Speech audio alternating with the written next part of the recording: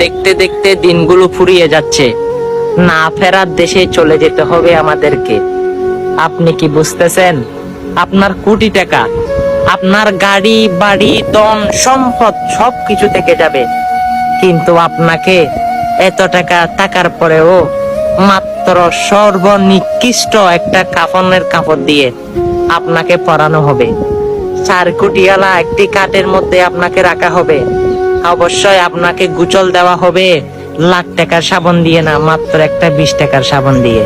আপনাকে খুশবু আতর দিয়ে সবাই কবরের মধ্যে আপনাকে নামাবে সারিবদ্ধভাবে। যারা যার নামাজ শেষ করে আপনাকে কবর দিয়ে সবাই গোসল করে নিবে, আপনাকে ধরে হাতগুলো সাবান দিয়ে ধুয়ে নিবে।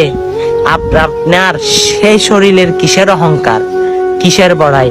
অবশ্যই আপনার সন্তান আদি আপনার পক্ষে কেউ সাক্ষী দিবে না। আপনি যে রকম কামাই করবেন সেই শাস্তি আপনাকে ভোগ করতে হবে, সেই সুফল আপনাকে ভোগ করতে হবে। অবশ্যই সঠিক সময় থাকতে হালাল রুজি করার চেষ্টা করুন। আর অবশ্যই ভিডিওটা তো দেখেছেন, সকল মুসলমানকে ভিডিওটা পাঠিয়ে দিয়ে তাদের অন্তরে কম্পন শুরু করে দিন।